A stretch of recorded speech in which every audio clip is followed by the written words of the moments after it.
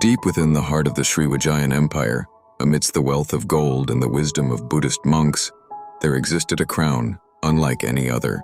It was called Suwarnadwipa, meaning Golden Island, a name that also referred to the land of Sumatra itself. This was no ordinary royal headpiece. Suwarnadwipa was a sacred artifact, crafted from the purest gold, encrusted with rare jewels, and believed to be imbued with divine power.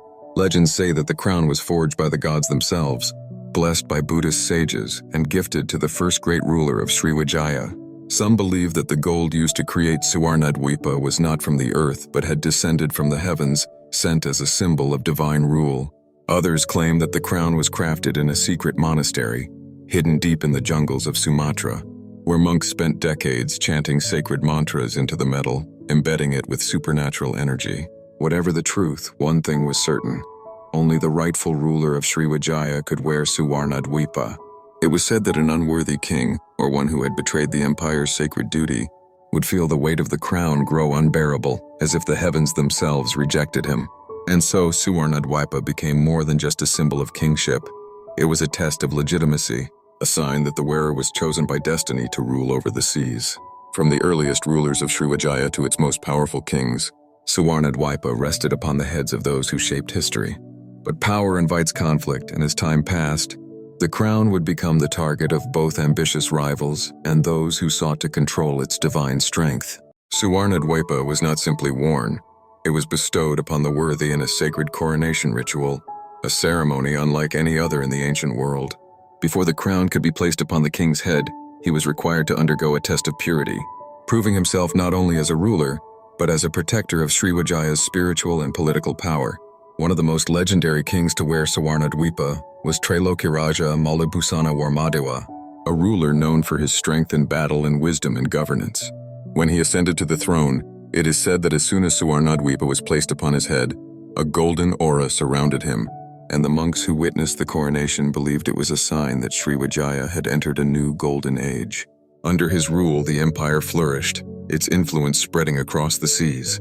Trade with China, India, and the Middle East brought immense wealth, and Sriwijaya's power became unchallenged. It was during this time that Suwarnadwipa became known as the Crown of the Ocean King, a title that signified Sriwijaya's dominion over the maritime world. But Suwarnadwipa's power was not only in granting prosperity, it was also a weapon against enemies. In times of war, the king would pray to the crown, seeking divine guidance before battle. Some say that in the war against Madang, Sriwijaya, wearing Suwarnadwipa, stood before his soldiers, and the sun reflected so brightly from the golden crown that the enemy was temporarily blinded, allowing Sriwijayan forces to strike first. For centuries, the crown remained in the royal treasury, passed down from one king to the next. But the world was changing, and with each passing generation, new threats emerged that would put both the empire and its sacred relic in grave danger. As Sriwijaya grew richer and more powerful, so too did the jealousy of its neighbors. The empire's control over maritime trade routes made it a target for ambitious rulers who wished to claim its wealth. With every passing century, rivals plotted against Sriwijaya, and soon, whispers began spreading that Suwarnadwipa was the true source of the empire's strength. The first attempt to steal the crown came from within. A rebel prince, angered by his exclusion from the throne, tried to take Suwarnadwipa and declare himself the true ruler of Sriwijaya. But as soon as he placed the crown upon his head, he screamed in agony, as if Suwarnadwipa itself rejected him. His followers, witnessing this divine punishment, abandoned him, and he was never seen again. But the greatest threat came not from within, but from across the sea. The Chola invasion of the 11th century changed the fate of Sriwijaya forever. The mighty Chola navy, led by Rajendra Chola III, launched a surprise attack, sacking the empire's capital and taking countless treasures. The royal palace was burned, the libraries destroyed, and the once great Sriwijaya was left in ruins. Amidst the chaos, the fate of Suwarnadwipa became uncertain. Some say it was stolen by the Cholas, taken as a war trophy to South India. Others believe that loyal Sriwijayan monks, knowing that the empire was doomed, smuggled the crown away, hiding it in an unknown temple, waiting for the day when a rightful king would return. With the fall of Sriwijaya, chaos swept through the empire. The once mighty kingdom, known for its dominance over the seas, now lay in ruins, its cities looted, its people scattered. The fate of Suwarnadwipa, the sacred crown, became one of the greatest mysteries in Southeast Asian history. Many believe that during the Chola invasion, the crown was seized as a war trophy and taken to the royal palace of the Chola dynasty in India. If this were true, Suwarnadwipa may have been displayed in the halls of the Chola kings, a symbol of their triumph over Sriwijaya. Some even claim that it was later melted down and reforged into Chola royal jewelry, erasing its original form forever. But there are other more intriguing stories. Monks and loyalists of the Srivijayan court, knowing that their empire was on the verge of collapse, may have smuggled the crown away, hiding it in a secret location. Some believe that a group of Buddhist monks fled with Suwarnadwipa to the highlands of Sumatra, taking refuge in a remote temple where it still lies buried beneath ancient stone altars. There are also whispers of an underground chamber beneath Palembang, the capital of Sriwijaya, where the last Srivijayan king may have ordered the crown to be sealed away. According to legend, the entrance to this chamber is hidden beneath layers of earth and jungle, and only those with a pure heart, descendants of the rightful rulers, will be able to find and retrieve Suwarnadwipa. Another tale tells of a secret society of Srivijayan descendants, sworn to protect the lost artifacts of their ancestors. This society, hidden from history, is said to hold the knowledge of Suwarnadwipa's whereabouts. If true, the crown may still exist, kept in secrecy until the time comes for Srivijaya's legacy to rise again. Despite these countless theories, no one has ever found Suwarnadwipa. Many explorers have searched the ruins of ancient Srivijayan temples, hoping to uncover even a fragment of the legendary crown. But every lead has ended in mystery. What happened to Suwarnadwipa? Was it taken by the Cholas, hidden by monks, or buried beneath the earth, waiting for a future king to reclaim it?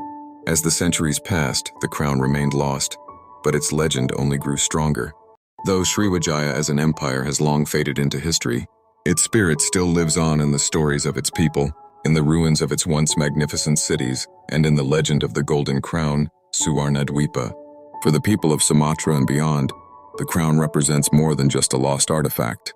It is a symbol of Srivijaya's past glory, a reminder of an age when the empire ruled the seas and stood as a beacon of knowledge, wealth, and spiritual wisdom.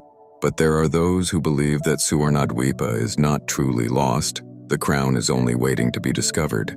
Some claim that ancient prophecies speak of a time when Srivijaya's spirit will awaken, and with it Suwarnadwipa will resurface. According to these legends, when the rightful heir of Sriwijaya rises, someone who embodies the wisdom, strength, and leadership of the ancient kings, the crown will reveal itself once more. This belief has led to numerous searches in recent years. Historians, archaeologists, and even local treasure hunters have explored Palembang, Jambi, and other ancient Srivijayan sites hoping to uncover the truth. In some remote temples, old inscriptions have been found that hint at the existence of hidden royal treasures, but no one has been able to confirm whether the Golden Crown Suwarnadwipa still exists. Some researchers believe that if the crown was taken to India, it may still be stored in an undiscovered collection of royal Chola artifacts, hidden among the relics of ancient Tamil kings.